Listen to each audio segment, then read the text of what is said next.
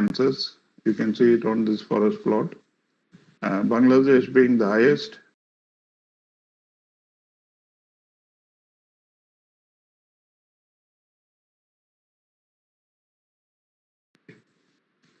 If you look at hospital-based hotspots of gallbladder and stomach cancer, you can see this is stomach cancer concentrated in South India and in Northeast. And gallbladder, you see these hotspots along the Gangetic Plains, Bengal region, going over to Northeast, and in Delhi, around Delhi and Punjab, and going on to the Pakistani side of the border. So gallbladder is much more common in this part compared to southern parts. You do see spots here, but let me tell you that I'll show you some data later on, that many of them are immigrants from the north and east who have been diagnosed with gallbladder cancers in Mumbai. And so the Mumbai rates look a little higher than what it would be actually. If you look at the population-based data also, you see that Northeast, Kamrup in Assam, Delhi, Kachar, Dibrugarh, Assam, Calcutta, you see both in men and women, the gallbladder cancer rates are much higher compared to if you go to Western India or Bangalore. It's much, Trivandrum, it's much lower. So the both hospital and population-based data show that North India, Northeast India have very high rates of gallbladder cancer, particularly in women. This is an old study that we had done when I was in TMH. What basically it shows is, I won't go into the details, that among the gallbladder cancers who were presenting to TMH and who claimed to be residents of Maharashtra, we found that a lot of them were Hindi speaking or Bengali speaking, or in other words, they had origins in this part of the country, and they had migrated to Western India. So they seem to contribute to and this is something that you all students should remember, because if a South Indian goes to North and sees a patient with a lump and jaundice and makes a diagnosis of pancreatic cancer, the examiner may get tough on him, and vice versa can happen. So please remember that if you're in the North seeing a patient with lump and jaundice, keep gallbladder cancer as one of your differential diagnoses, and don't think of what you only saw during your training. But let me tell you that this is a forgotten thing, that this story began long time ago. More than 100 years ago, Sir Leonard Rogers, who was a professor of pathology at Calcutta Medical College then, conducted autopsies on a lot of patients. And what he found, thousands of autopsies, and compared it with 1,000 autopsies in London. And you see that gallbladder is an important cancer, and the gallbladder cancer rates were higher than what it was in London. So he went on to say that gallbladder cancer was an important, and he also looked at the gallstone prevalence in Calcutta compared to London, and showed that, as people grow old, the prevalence increases, and 2 decades later, the cancer rates go up. So he stated that the whole analysis suggests that Bengal can be summed up in a single sentence: where the existing cause is present, that is gallstones, cancer will result in primitive tropical people of the cancerous age, that means the older individuals, as readily as, if not more so, than in civilized races of temperate climates. So this thing of gallbladder cancer being a common problem in North and Northeast was reported more than 100 years ago. It's not a new finding, and it has not happened because things have changed in the last 3 or 4 or 5 decades. Some years later, 60 years ago, Dr. Malhotra, who was the chief medical officer of the Indian Railways, he put together all the data from across railway employees in India, and he also went on to show the north and south divide. And the B is the females with gallstone, again increasing in the Middle Ages and later. and A is the females from north, males from north, and lower down is C is females from south, and D is males from south. So male female difference as well as north south difference, beautifully shown 60 years ago. It's nothing new again. It's probably because of our heritage. And he also showed that in another paper in Gut that North Indian and Northeast Indians had more gallbladder cancers, which I have shown in green, whereas South and Western Indians had more stomach cancer, which I have shown in red. So once again, the same thing. What was recently reported in India has been there for many decades, if not centuries. If one looks at the trend analysis as to what is happening to gallbladder cancers, this is a large series from United States. You see that gallbladder cancers have been declining, both in men and women in total. But because there has been much discussion that the advent of laparoscopic cholecystectomy and removal of gallbladders have led to declining gallbladder cancer. But actually, if you see, this is 1997. Lap chole came in around this time, in the 90s, late 80s. So it was already declining before that, and possibly other risk factors, which is mainly the infection, which were probably declining and therefore has contributed to it. So there is more than one reason why gallbladder cancers have been declining. But in India, things are a bit different. In the high-risk regions of India, which I have just alluded to, the gallbladder cancer rates have been going up, whereas in the low-risk regions, it has remained more or less the same over the past 15 years, for which data is available. So in summary, the gallbladder cancer epidemiology suggests that gallbladder cancer is a very old problem in northern and northeastern India for more than 100 years. And it is high in some parts of India and our neighboring countries as well. People seem to be genetically predisposed to gallstones in these regions. And generally, the gallstone disease precedes the cancer by about 2 decades. Gallbladder cancers have high mortality. And in the high-risk region, the incidence is rising. Now, coming to the prevention, we need to know how gallbladder is caused. So there are basically 2 different mechanisms by which it is proposed that leads to gallbladder cancers. One is a genetic predisposition to bile metabolism and gallstone formation, which causes chronic irritation, inflammation with additional changes leading to dysplasia and then carcinoma. And the other is this abnormality of the anomalous pancreatobiliary junction, which leads to reflux of pancreatic juice into the bile duct, leading to damage, hyperplasia, RAS mutation, and dysplasia and carcinoma. So these 2 pathways converge to cause dysplasia and RAS mutations, leading to invasive carcinoma. This is again a landmark paper in gastroenterology published long ago, 30 years ago. S.P. Mishra was a DM student at GV Pant at that time, showing that in patients with gallbladder carcinoma, that there was an increased incidence of this anomalous pancreatobiliary duct, which, with long segments causing reflux of pancreatic juice into the bile duct. The other common risk factors which lead to associated with gallbladder cancers include gallstones, multiple pregnancies, high BMI. In fact, these are all interrelated. They all predispose people to gallstones. Salmonella typhi, Helicobacter, both pylori as well as Helicobacter bilis, which has an affinity for the bile duct, and genetic susceptibility, which again has links with the gallstone. So there are a whole lot of things, and there are plenty of publications from India. So if you were to look at that pathway, which causes more than 80 to 90% of all gallbladder cancers, so you have this normal epithelium, and the bile becoming lethogenic due to various reasons, creating a gallstone.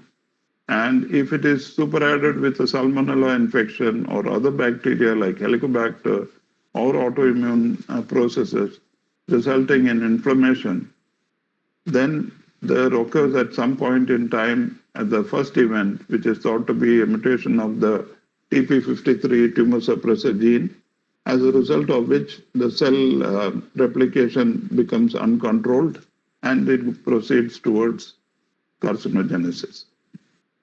My friends in TMH as well as others, Chaudhary is also part of this, they proposed another genetic model, similar pathway, but they have tried to elaborate with additional molecular changes that happen as the dysplasia progresses towards invasive carcinoma.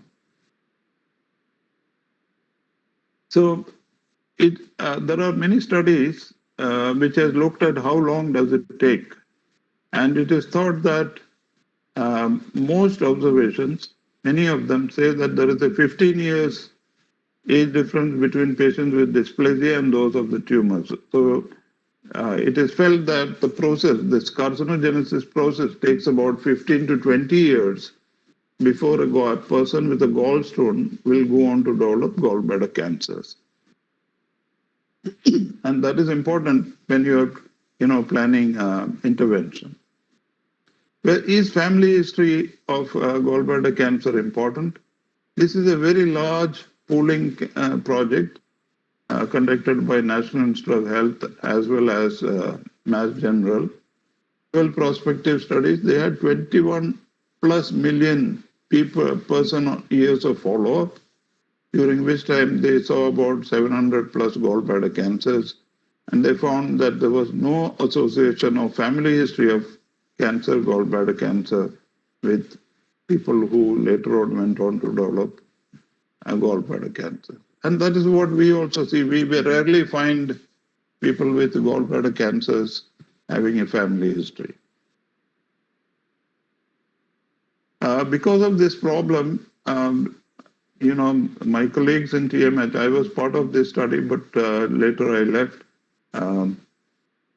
decided to do a very large study. And in this, 1,200 cases and 2,000 plus controls were enrolled to do a case control genome-wide association study.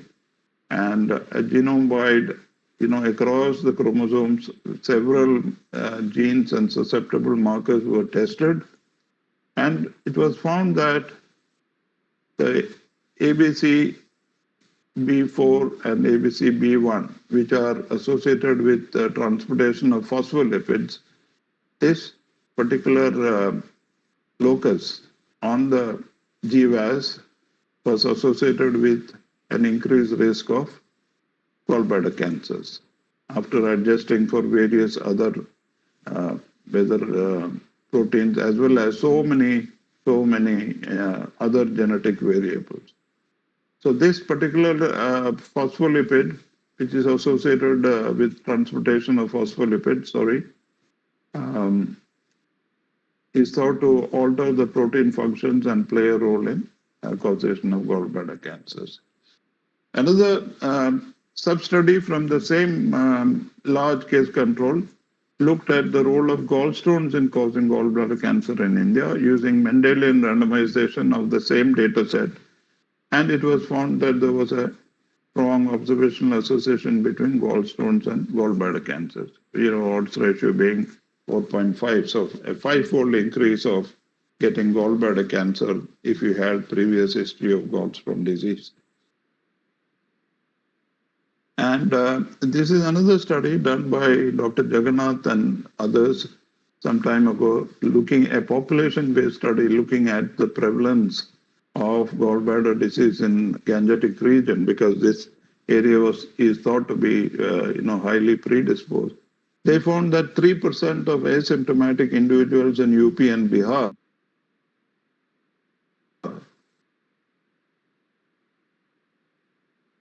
common in older multiparous women as well as men with diabetes and those who are exposed to unsafe water. Again, so one sees the same patterns, genetic association, a multiple parity, which again causes gallstones, as well as exposure to unsafe drinking water, which means infection with, salmonella and other bugs which are known to cause biliary inflammation.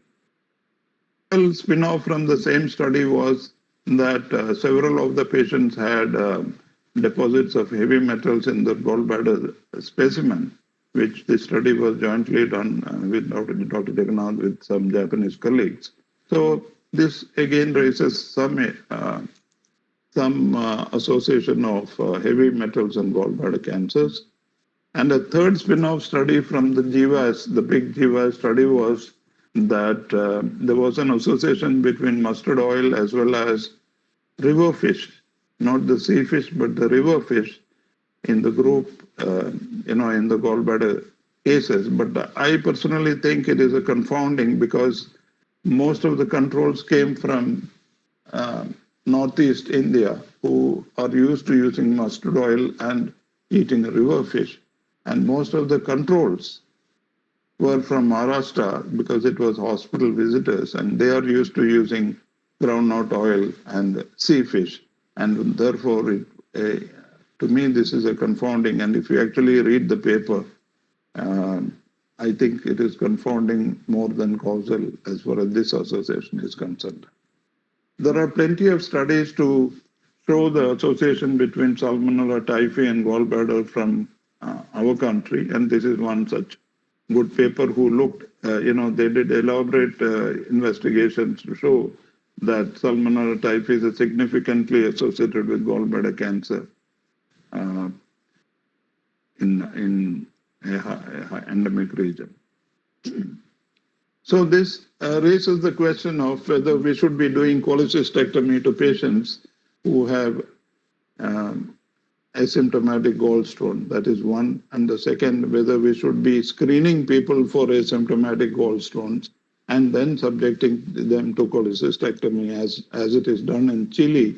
In Chile, they have a national program screening people for gallstones and removing their gallbladder. And their gallbladder cancer rates have fallen considerably. You can see now they have taken position number 2 in the world, when once upon a time they were the leaders. So it remains a controversy, because we do not have very high level evidence to subject such patients. But in general, the feeling is that there is a high risk criteria, that is, people have large gallstones, small ones because these can cause pancreatitis, large ones they can cause gallbladder cancers. Patients who have gallbladder polyps which are more than 1 centimeter in size, non-functioning and porcelain gallbladders, patients who have diabetes, patients who have anomalous pancreatobiliary ductal junction, as I showed you, patients on transplant waiting list, and importantly, those who are, expected life expectancy of more than 20 years, because that's the kind of gap you see between gallstones and gallbladder cancer. And most important is area or population with high prevalence of gallbladder cancers. So when you apply these rules, one has to keep in mind that there may be a South Indian living in Delhi, and if they have it, you will approach it in a different way as compared to some Bengali persons in Delhi with a gallstone, because the risks of these two populations are quite different. So I think we've done that. And now coming to the clinical aspect of gallbladder cancers, how does gallbladder cancer present? It can broadly present in 4 different ways. One is it is screen detected. Either it is planned, somebody undergoing a health checkup, you find a small thickening in the gallbladder. Or it may be unplanned, somebody undergoing an ultrasound, like we see for pregnancy, ultrasounds are done. Sometimes they look at the gallbladder, particularly if radiologist is doing the ultrasound, and they pick up gallstones and gallbladder disease. Then the patients can present. Incidentally, they are found to have gallstone disease and they undergo lap cholecystectomy. And in the olden days, the specimens were thrown away. But now the awareness has increased, when most specimens do go to the pathologist. And if the pathologist is careful enough to look very carefully at the specimen, they do pick up cancers, which the general prevalence is 1 to 2% of all uh, gallbladders removed for stone disease will have evidence of gallbladder cancer, and about 5 up to 5% may have evidence of precancerous conditions such as dysplasia and metaplasia. Sometimes it is incidental. Patient has undergone lab chole many years ago, and they show up with a nodule in the port site. And we do see these some slow-growing gallbladder cancers show up at the port site after many years. The more common is presentation is with symptoms or with metastasis. Symptomatic, they present with cholestasis. So there is either jaundice or itching.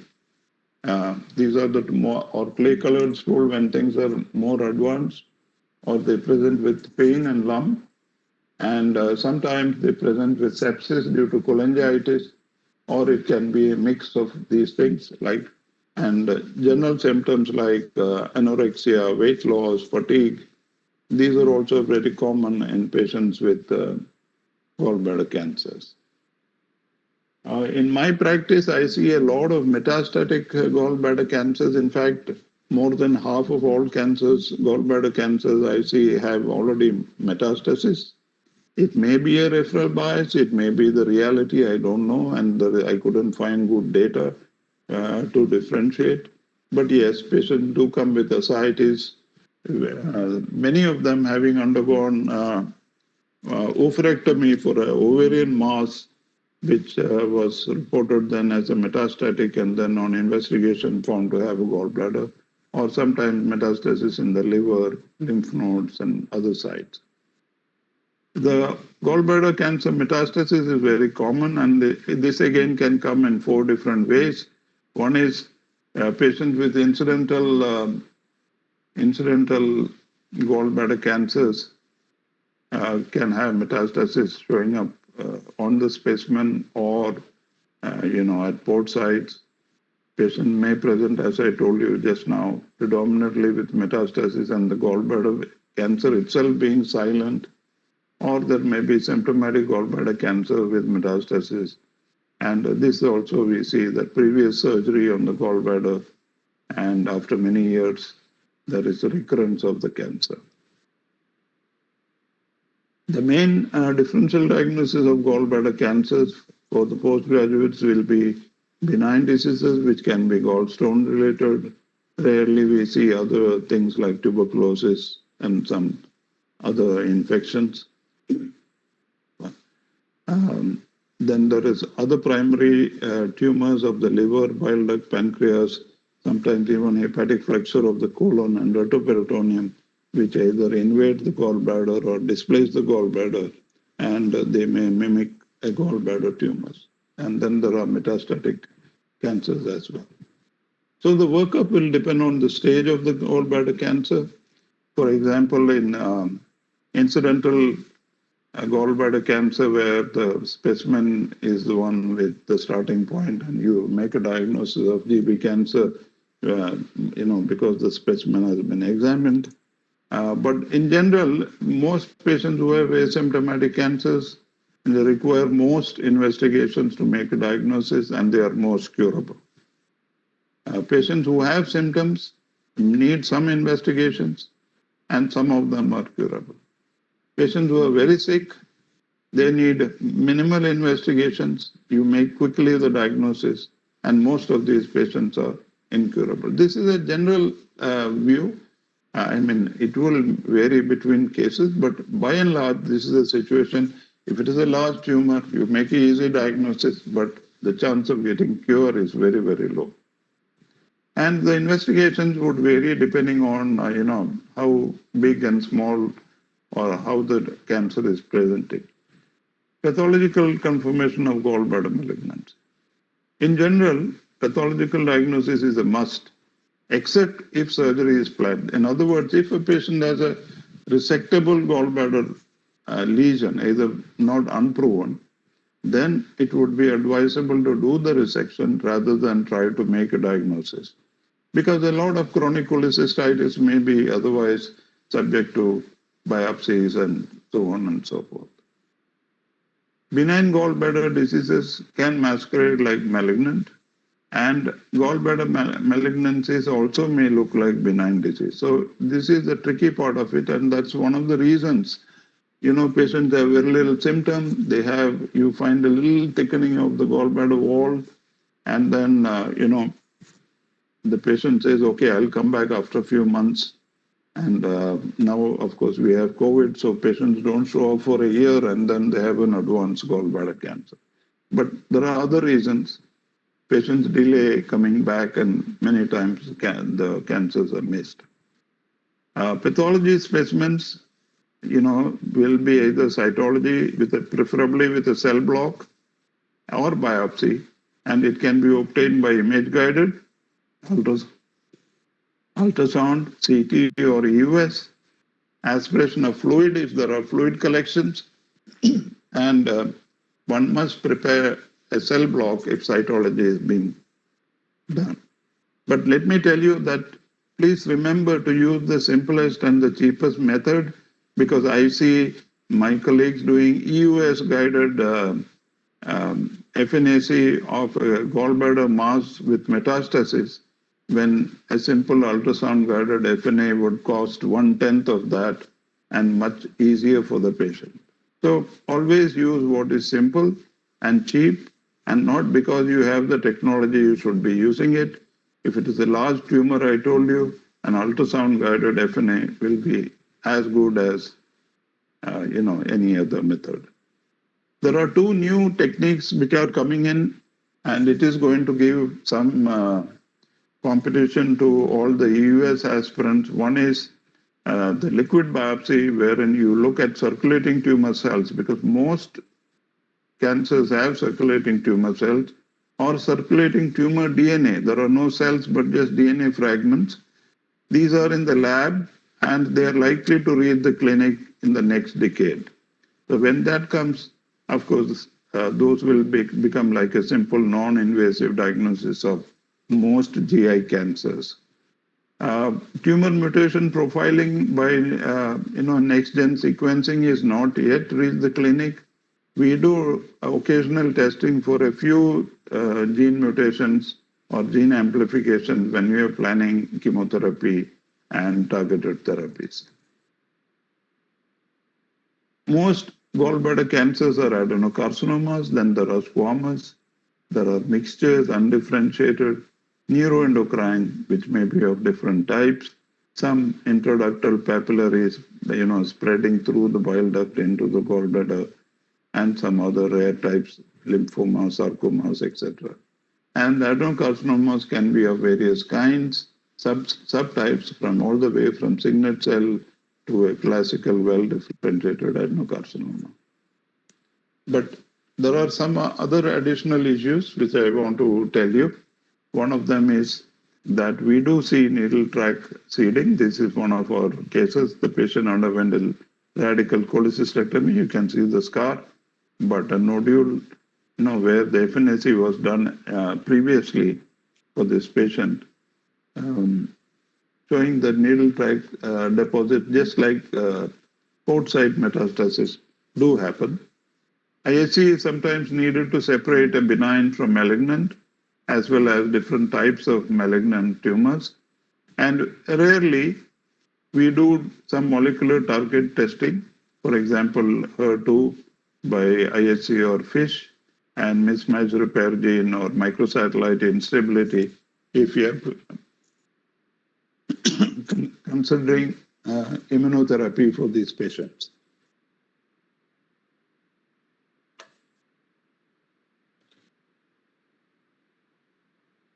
This is an example of a patient currently being evaluated with us.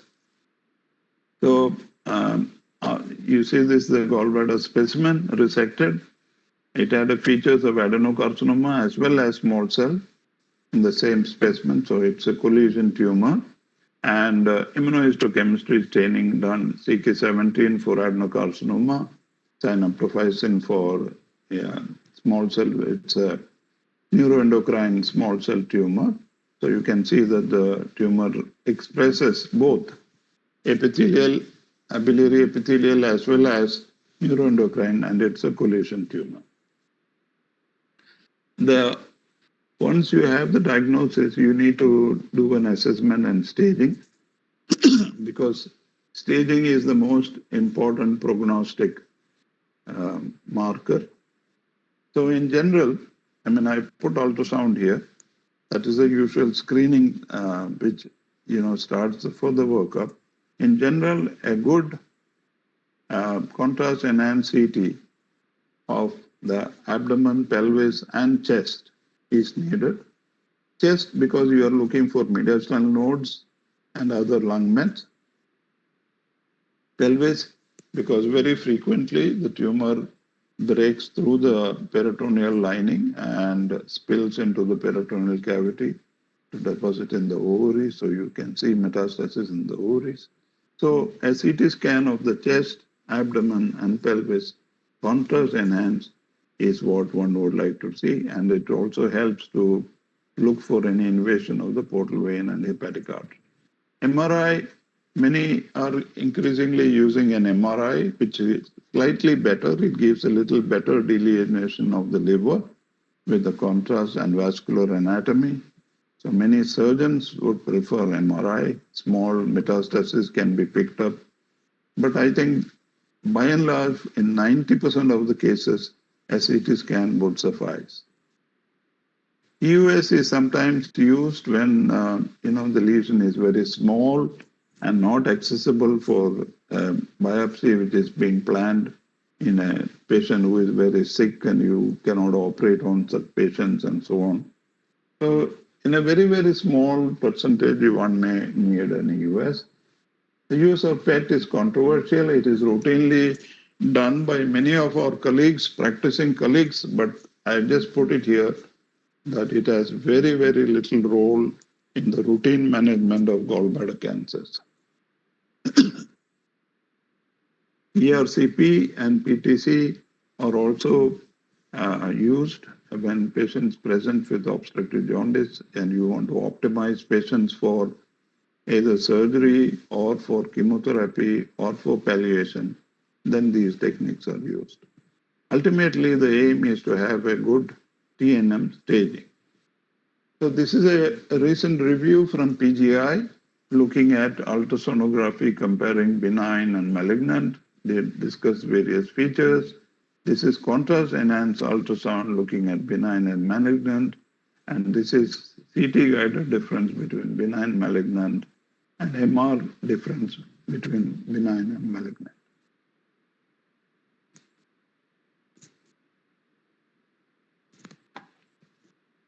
I would recommend that all of you take time and go through this paper because it's extremely enlightening.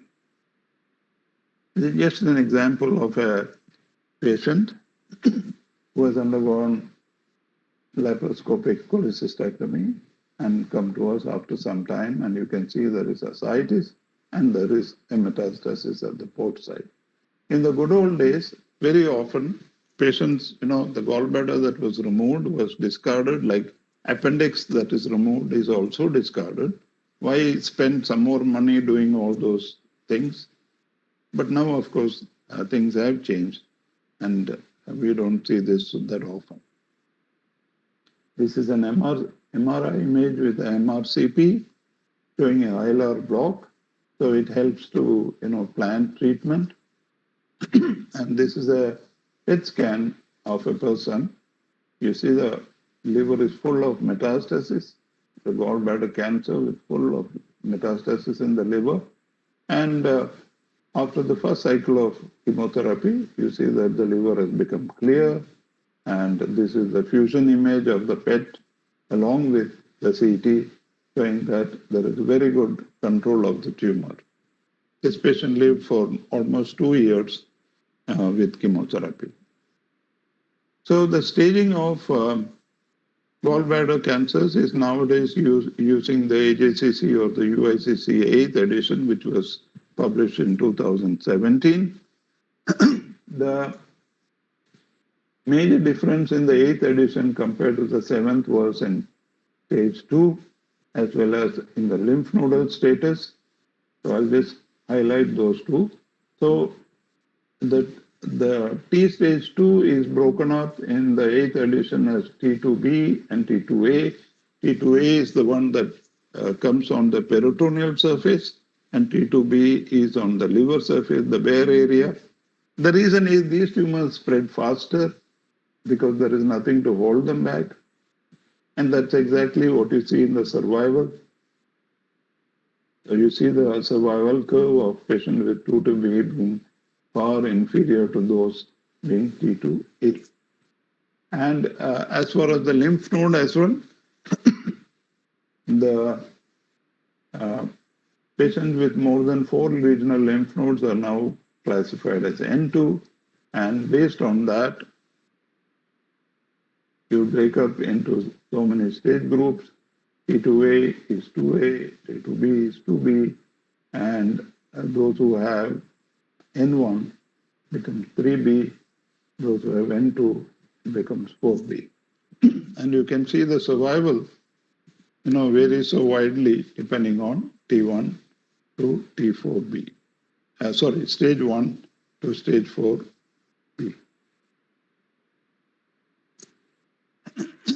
Has there been any improvement in the survival of patients with gallbladder cancers in recent times? This is an interesting paper, counterpoint to those who say, we have progressed a lot. The fact is, there has been improvement, but it appears that most of the improvement has been in restaging the tumors. So there has been stage migration, and patients are now being chosen carefully for surgery. You are picking up smaller metastasis. Many more patients are being labeled as metastatic disease. So stage for stage, there hasn't been too much of an improvement. Although in recent times, chemotherapy, etc., has come into picture, and I will now take you to those. This is another Swedish article on port site metastasis, and what they showed is that patients who had undergone laparoscopic removal of gallbladder cancer had more port site metastasis, and many of them died because of that. So this I'm showing you to, you will remember it all your life. I don't know why this surgeon took pictures to tell you how to create port site metastasis. So he's labeled it tumor in the fundus after aspiration, dissection. This is the dissection part. The gallbladder is removed through the delivering of the gallbladder through and this patient comes back to us after a couple of years with the port site metastasis there. So please educate, if any of you are surgeons in the audience, you shouldn't be doing this. When you suspect gallbladder cancer, such things should not be carried out. When gallbladder cancer is diagnosed, incidental, of course, we have no control on, but otherwise, once the diagnosis is made, it is important to have a multidisciplinary approach to the problem. In the past, the gastroenterologist diagnosed and passed it on to the surgeon, who then, depending on whether he could operate or not, passed it on to the oncologist and so on. And very rarely, sometimes the case came back when there is biliary obstruction and jaundice, but otherwise it was forgotten. In the new era, the gastroenterologist should have the central position in the management of the GI cancers and need to coordinate with the various specialists in a multidisciplinary approach. So just a few oncology terms. I'm sure most of you are familiar with it, but just let us recapitulate. We have what is called neoadjuvant therapy, adjuvant therapy, and palliative therapy. Neoadjuvant and adjuvant therapies are combined along with the primary treatment which in case of gallbladder is surgery, to increase the cure rate and decrease or delay the recurrence. Neoadjuvant therapy is given before the surgery, and adjuvant therapy is delivered after the surgery. Okay. Palliative treatments are given without the primary treatment to increase the survival or delay the progression, but without aiming for a cure. So here you're looking to increase the cure rates. Here you're increasing the life, but not cure. And all these treatments, chemotherapy, targeted therapy, immunotherapy, radiotherapy, etc., are used singly or in combination after the results of various randomized trials to improve these outcomes. So the surgery, of course, you would want it to be done in a high volume center because the results are better. They need to follow the enhanced recovery after surgery principles so that the patients are fit enough to take adjuvant treatment after the surgery. Frozen facilities are available, particularly cystic duct margin is a site of failure and patient is doomed. If the cystic duct is positive, sometimes you need intraoperative ultrasound facilities to look for spread and small metastasis. Tumors must be resected en bloc. One should achieve an R0 resection. That means the whole tumor has to be removed. Microscopic margins should be clear. Adequate lymph node clearance along with the specimen en bloc, not to cause tumor seeding by, accidentally opening the tumor in the peritoneal cavity and such, and to have a thorough pathological evaluation after the surgery. Most cancers arise by mutations in the normal stem cells become mutated cancer stem cells.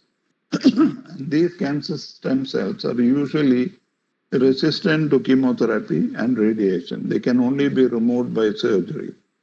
So if you have a large tumor, there are stem cells inside which do not disappear with chemotherapy.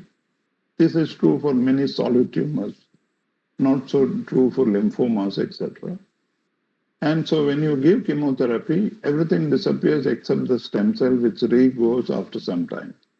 So in neoadjuvant, you shrink the tumor and you remove the stem cell by surgery. In adjuvant, if there are a few circulating cells remaining, you have removed the primary tumor and you deal with the circulating cells with the chemotherapy. So that's a principle. So in the olden days, this is a very old study we did many years ago. When there was no standard treatment for gallbladder cancer, we began to use cisplatin and 5-FU, which was extensively used for other GI cancers, and found fairly good response. And there were many other studies published during the same time. We had 5 patients who achieved a complete response, but the median survival of the patient was about 6 months after treatment. This is patients with metastatic gallbladder cancers. Just to give you an example of a patient with thick gallbladder, you can see the wall is thickened, ascites, and sagginess of the peritoneal cavity, omental thickening. And after chemo, you can see everything has disappeared. The gallbladder wall has become smooth. And this patient actually was well for a very long time, having had a good complete response. The AIMS group also, Atul, my friend Atul, and Amit, who is in Calcutta, they did a randomized study looking at best supportive care with a couple of other treatments, 5-FU, folinic acid, or Gemox, and they found that Gemox was a superior regimen. So this was again one of the standards that is there. And then around the same time, and this study was published. This was a British study, a large randomized study looking at cisplatin and gemcitabine. And you can see here, they had about 150. I have a lot of disturbance. 150 patients of gallbladder cancers who were involved, and you see that significant improvement for that particular group. So this is a cisplatin gemcitabine versus gemcitabine alone, showing a substantial improvement and a median survival, which was almost a year. And this is a systematic review of various treatments. So all of them showing the different response rates, variable, plus, improvement in survival following treatment of gemcitabine and cisplatin for advanced biliary. So this is now the standard treatment for most patients who have advanced or metastatic or recurrent gallbladder cancers. And this is one of the examples that I showed you. After just one cycle of chemo, all the tumor has disappeared. This is a rare example. We wish everybody was like this, but I would say only about 10% of patients achieve this kind of a response. Naturally, the curiosity is, if chemotherapy works with advanced disease, why shouldn't it help to improve cure rates? And so it was brought to the adjuvant setting. And this is a meta-analysis of various uncontrolled trials, which showed that there is a support to the use of chemotherapy as an adjuvant treatment in gallbladder cancer. And sure enough, a large randomized trial was planned and in the UK, and it was called the BILCAP study, published in Lancet Oncology recently, showing that patients who were given capecitabine as a monotherapy after curative resection of bile duct cancers.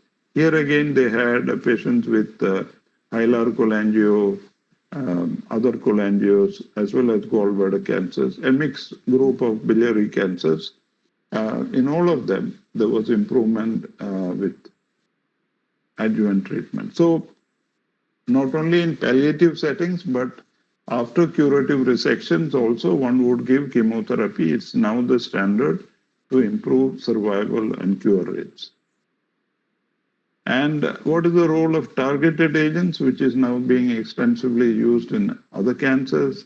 A lot of studies have been done. So far, there has not been any real success.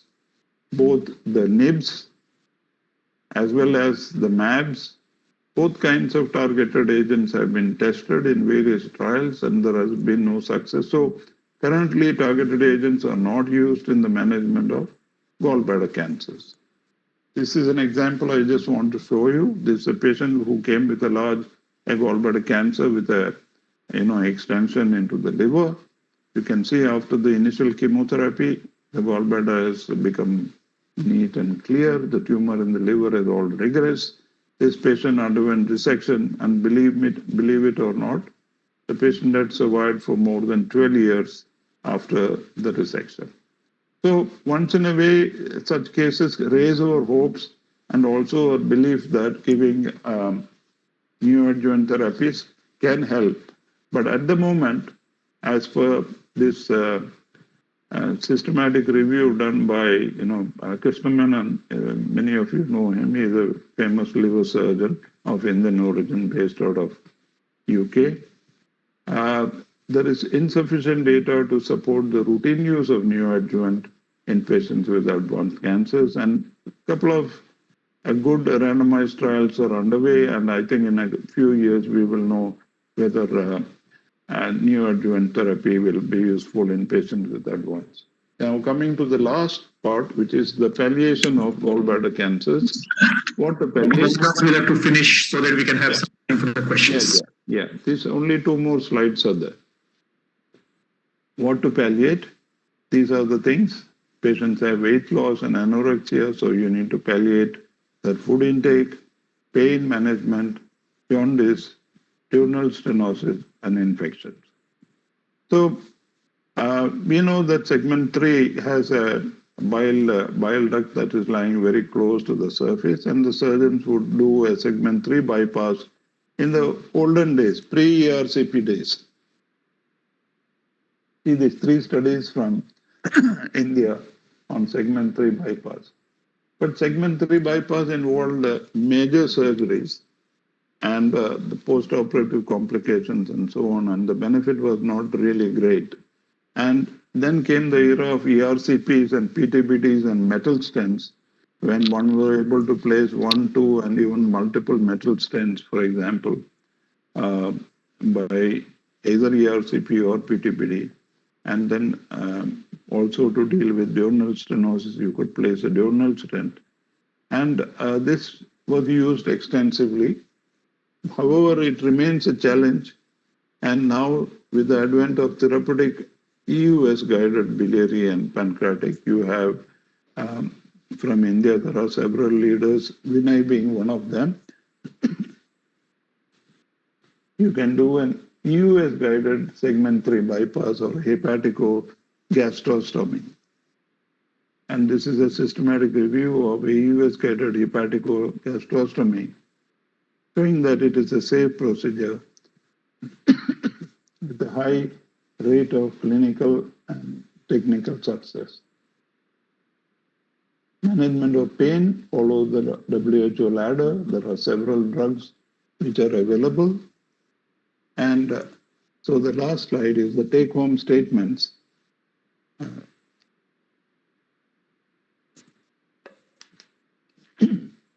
Both gallbladder cancer and gallstones are common in North India. Gallstones and gallbladder cancers are, gallbladder cancer is associated with gallstones, multiparity, salmonella. Prophylactic cholecystectomy should be considered on a case-to-case basis. Most symptomatic gallbladder cancers are advanced. CT scan contrast enhanced is the best imaging. Appropriate surgery can cure many patients. Adjuvant therapy helps. Palliative chemotherapy is beneficial in improving survival as well as quality of life. Neoadjuvant therapy is experimental at the moment. Targeted therapy is yet to find a major role. Endoscopic stenting and bypass is useful for relieving cholestasis and cholangitis, and pain is a major complaint in patients, and it should be addressed right from the beginning. With this, I would like to end my talk. Thank you very much. Thank you, Mohandass. It was a very comprehensive review and very quick review of the entire subject. I think the questions, there are few questions in the box. Before that, let me take the privilege of asking you the couple of terms which we have used, like cholesterolosis of the gallbladder, adenomyosis of the gallbladder. Could you comment on that? Some of them look like almost, are we dealing with malignancy? Yeah. Yeah, so they all come into the differential diagnosis, and it is almost impossible to differentiate these benign pathologies from the malignant pathologies. And sometimes even after a cholecystectomy specimen has gone to the labs, it is difficult and immunohistochemistry has to be resorted to. Yes. Every year in my center, one question. We see a couple of cases every year who, the pathology. Can you? I think there is some timing problem. Let me just say that. You stop sharing the slides. Okay. Can you stop sharing the slides so that you're more visible? I'll do that. Yeah. Yes. Yeah. Mohan, I think before I think the time up, let's have a couple of very important questions as the role of prophylactic, cholecystectomy. It is right now. It is controversial. In Chile, it is practiced. In India, I think one has to follow it on a case-to-case basis. So you mentioned, Mohan, about a polyp more than 10 millimeters. Your experience, you say that. Situ Babu, I was just saying that you did mention about a polyp more than 10 millimeters. Yes. What about multiple polyps, which are less than 10 millimeter in size? See, you have an option of keeping them in the observation affecting them. The problem is if you have a highly educated person and if they are willing to come for regular follow-ups, you can keep them under observation. The risk is we have no control on how the malignancy will develop, and there is really no strong, high-level evidence to say that whether you do it or not. My general practice is to discuss it with the patient. Tell them there is a risk. The risk is not very high, but it is there. And when it happens, it may be late. There is always a fear that a cholecystectomy can lead to complications. But let me tell you, most of the complications associated with cholecystectomy are in patients who have chronic cholecystitis, who have had a complicated previous gallbladder disease. They are not patients whose gallbladder is more or less okay, and there is too much of inflammation around it. And also it is done by an experienced surgeon and not somebody who is learning. I think there are a couple of questions related to what you said. Is there a frequency that you say like, okay, every 3 months or 6 months, you do an ultrasound and try to measure the polyp in various directions? Do you have any thing like that? Somebody has really put this question. I think Chandra. So I'll tell you what has been my experience. Mohan, did you hear the question? Yeah. Yes. In my experience, what happens to these patients is, you do start keeping them on a follow-up at a regular interval. They come for 5, 6, 7 visits. And when repeatedly nothing happens, they stop coming. They think that they're wasting their time. This is one of the biggest handicaps of all screening programs. I ran a familial colon cancer registry. Same thing. Initially, they are all enthusiastic, they come. Then they think that nothing is happening, they're just coming and wasting time and spending money. Don't come. And that is when, because you see, the gallbladder cancer is peaking after 60, 70 years of age. And that is the time when they stop coming because previously they have.